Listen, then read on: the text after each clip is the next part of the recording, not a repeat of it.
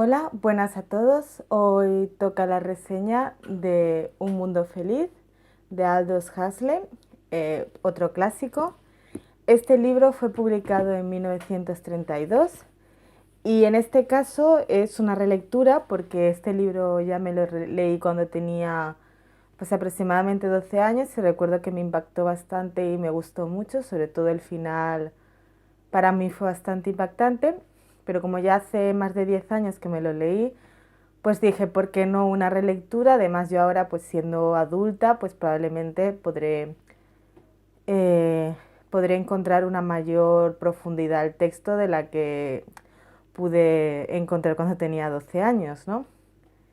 Bueno, entonces, tengo que decir que también el año pasado me leí por primera vez el de Fahrenheit 451, que es otra de las llamadas distopías clásicas, junto con Un Mundo Feliz y 1984. De momento el único que me falta por leer es 1984, pero espero leerlo pronto, la verdad, a ver si este año cae. Una cosa que quería comentar antes de empezar con la reseña en sí misma es que en este libro el sistema que se crea, ¿no? Se supone que está basado en, bueno, la utopía está basado como en las enseñanzas de Ford. Y me pareció interesante una cosa que yo no sabía, pero y no sé si mucha gente lo sabrá, y es que Ford era uno de los grandes apoyos de Hitler en Estados Unidos. Era considerado un gran amigo de Hitler y creo que es el único americano que sale en el Mein Kampf de Hitler. Entonces, este libro es anterior a la Segunda Guerra Mundial, por lo que no sé hasta qué punto el autor o las personas, el autor es inglés, pero bueno, en América o en Inglaterra realmente sabrían sobre esta relación, ¿no? Supongo que la relación empezaría antes de la Segunda Guerra Mundial, pero este libro fue publicado en el 32, por lo tanto son como 4 años antes de que empezara. No sé hasta qué punto sería público o no, pero sin duda es un gran acierto por parte del autor, creo yo, utilizar la figura de Ford en este tipo de utopías, por decirlo así. Bueno, vamos a empezar con los puntos positivos, ¿vale? Este libro me ha gustado, le he dado 5 estrellas, creo que es un libro clásico que todo el mundo se tendría que leer.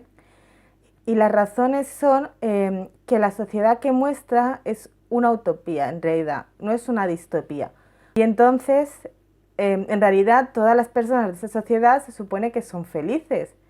Y ellos en el libro no te muestra como que las personas en realidad no son felices. Los que en realidad, digamos, no son felices entre comillas, pero que en realidad tampoco es que sean muy, muy infelices, son las personas que por diferentes razones se encuentran un poco fuera de la sociedad.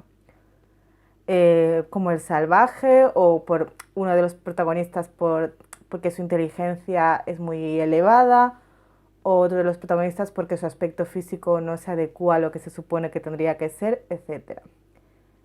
Entonces, una de las cosas que me ha gustado, bueno, y que me gustó y que me ha gustado cuando lo he vuelto a leer, es que esta utopía te la presenta tal cual. Desde el principio te plantean muy claramente los puntos de la utopía, te plantean cómo se consigue que sea una sociedad tan estable y cómo se consigue que la gente sea feliz, y te plantean desde el principio cuestiones relacionadas con la muerte, con el sexo, con la educación, con la manipulación mental o lavado de cerebro, como quieras llamarlo, etcétera. Y eso te pone desde el primer momento, te da desde el primer momento una visión muy clara de cómo es y de cómo llega a funcionar eso, lo cual es muy importante en este tipo de libros. Otro de los puntos muy positivos que tiene es la introducción del personaje del salvaje. Digamos que el salvaje en realidad como el corazón del libro. El salvaje en realidad no aparece en el libro hasta la mitad del libro. Es decir, digamos que la primera parte es como la explicación de la utopía y la historia de cómo llega el salvaje a esa sociedad. Pero en realidad el corazón de la historia y lo que realmente te hace conectar con ella es el salvaje. Esto es porque el autor utiliza el salvaje como una forma de conectar la historia con nosotros, porque al ser una sociedad tan distinta a la nuestra, podría suceder que hubiese un distanciamiento demasiado grande y que en realidad el autor no consiguiese transmitirte lo que él quiere transmitirte, bueno, básicamente la crítica social que quiere transmitir a través del libro de una manera tan directa. Entonces utiliza la figura del salvaje como un intermediario entre esta sociedad tan diferente y nuestra sociedad. El salvaje, en este libro, el autor lo dice en el prólogo, también en realidad es un ser humano artificial, o sea, es un ser humano que en realidad no tendría que ser como es en base a la historia que nos cuenta el autor, pero o sea, está hecho a propósito, no para que sea un personaje, digamos, real, sino para que sirva como puente. Y no sé, me parece un acierto, la verdad, y creo que es una de las razones por las que este libro ha tenido tanto éxito y actualmente sigue siendo tan importante. Vale, los puntos negativos. Los puntos negativos serían, bueno, el principal, ¿vale? Sería que la representación de la mujer en este libro no es buena. O sea, la mujer en este libro aparece siempre como complemento del hombre. No aparece ni en posiciones de poder y no tiene diálogos propios, ¿cómo se dice? Que hable de otras cosas que no sean los protagonistas de este libro. Y cuando las protagonistas hablan con otros personajes femeninos, también hablan de estos hombres.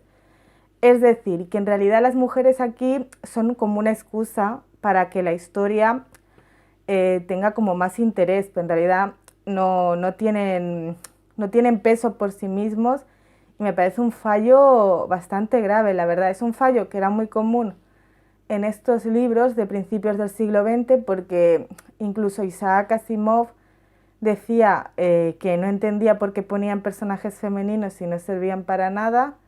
Pues este libro pasa eso, los personajes femeninos en realidad no tienen ningún peso más que el de dar excusas a los personajes para hacer cosas, a personajes masculinos, claro. Entonces, bueno, me parece que esa parte está bastante mal llevada, la verdad. Me pasó lo mismo con la anterior reseña que hice de Platero y yo, que también la figura de la mujer pues brillaba un poco por su ausencia y tal. Pero bueno, tengo esperanza de que encontraré algún clásico en el que no pase eso. En la otra distopía de la que me he leído, clásica, digamos, que es la de Fahrenheit 451, la figura de la mujer sí que está un poco mejor construida. Aún así, son figuras que son importantes en relación con el protagonista principal, tal y como pasa en este libro. Pero sí que tienen más entidad propia, por decirlo así, y sí que tienen como caracteres distintos y tienen como su propio camino. El problema de Fahrenheit 451 es lo que he dicho, que igual que pasa en este libro, esos personajes femeninos solo interactúan y tienen importancia respecto al protagonista masculino, pero bueno, a ver, espero encontrar alguno que no sea así clásico, bueno, y moderno, porque también hay modernos que son así, pero bueno. ¿Qué más? Entonces, la conclusión. La conclusión sería que es un libro que todo el mundo debería leer porque te muestra una utopía de una manera clara y concisa, que creo que es muy interesante para ver lo que realmente supondría una situación así, pero que al mismo tiempo hay que ser consciente de las carencias que tiene este libro y sobre todo ser conscientes de la época en la que fue escrito y lo que eso conlleva para el desarrollo de los personajes y para el desarrollo de la historia. Y pues nada, espero que tengáis un buen día y saludos a todos y que os lo vaya bien.